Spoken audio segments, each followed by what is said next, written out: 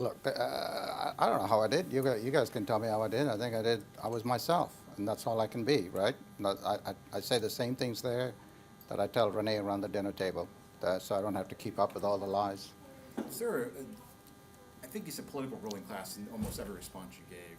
I hope no one was playing a drinking game with that. But what was the thought process with constantly repeating that? Just think about it. Just think about it. They've been 53 years in office. No results. In my world, in my private sector, if I don't get results, I fire people. I'm like, you're done. See ya. There's no results. We have the highest income tax.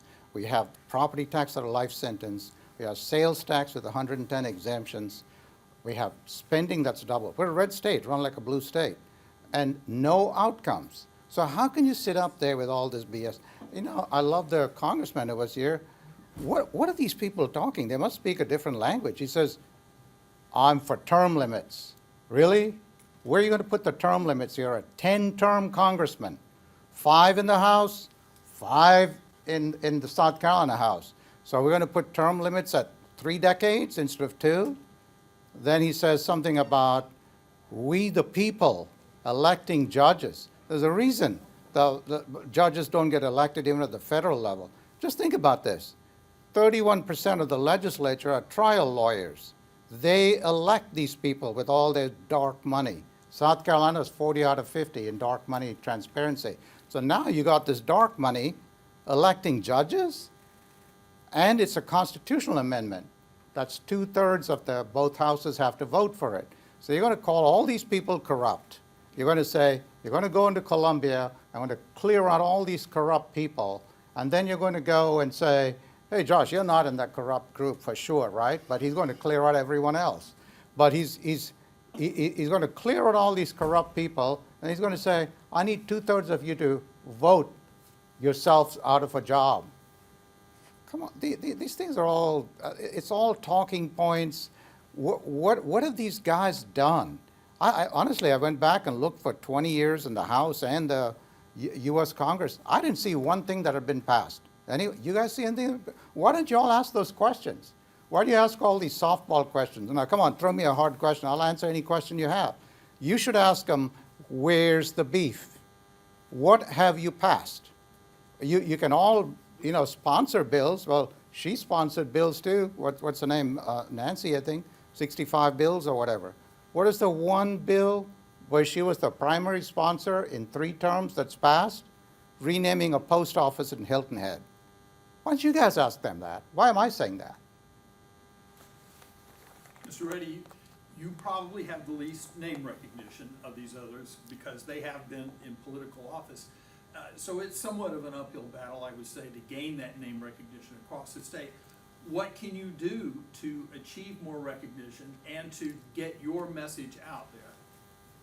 It's a historic opportunity for this generation, this entire generation, all of you in this room, because there is no one in this state who has ever run for office without taking a dime of money from anyone, and there probably in your lifetime, there will not be anyone who ever runs for office on a statewide election without taking a dime from anyone. So this is a historic opportunity to clean out the ruling class, to say once and for all, I am going to put someone in there who cannot be bought. I'm going to put someone in there, all the fake news media will tell you, well, he's some rich guy trying to buy the office. Why would I buy the office? I'm trying to keep the office from being bought. I don't have any business interest in South Carolina. The last business I sold was in 23. I don't have anything going on in South Carolina. I'm not even going to take the salary.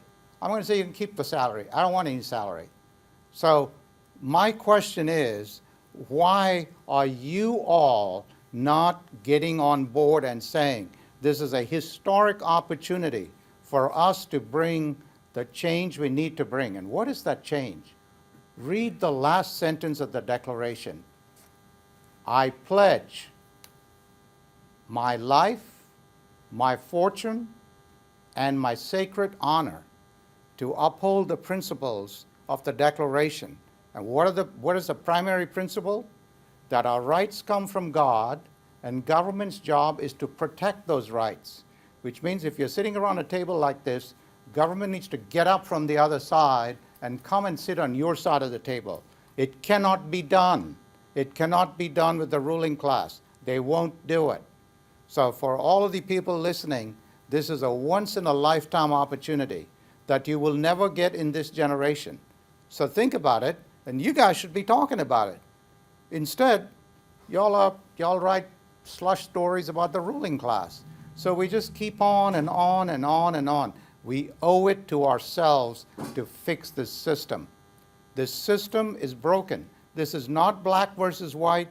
It's not that everyone likes our black, white. They asked a question today about racial stuff, man versus woman, something versus something. This is citizen against a broken system. That's it. It's the citizen against a broken system. When are all of you, including the people behind the cameras, including you guys with the notebooks, going to have the courage to say, the founding principles of this country is something I'm prepared to sacrifice my life for? Why don't you say that? Because if every one of you said that, and every one of you promoted that, who cares about name recognition? My goal when I got into this was not to be elected governor. I've been chairman, CEO, multiple times. This is not an ego trip for me. I walked into a room and whatever I say goes. This is to give people a choice, this generation a choice that they have never had, ever. And I'm telling you, you won't have it again in your generation, maybe some other generation, but you're not going to have it in your generation. That's what this is all about. This is something bigger than talking about minutia. We've seen forums where most of the candidates have been, I don't think I've seen you at one forum. You decided to do your own events instead. What's your thought process behind that? I am not for the elitists. This forum is all the donors and the elitists. I have my rallies. I had a rally in Myrtle Beach. We thought it'd be 125 people there. There's 200 people there. My people are the voiceless citizens, the people who don't have a voice, the people who don't donate money, the people who don't go out there and ask for favors. These are the day-to-day people where they feel it. You all feel it. Something is different. Government has been weaponized against these people. Weaponized. You go into family court, probate court, DSS, one of the most corrupt agencies in the state. Government has been weaponized, and these people know it, they feel it, they say, this is not the America I'm used to. And I said, and maybe it's because I'm a first-generation American. I grew up in the Ronald Reagan era, and I look at this and say, what has happened to us? And I ask you, what has happened to us?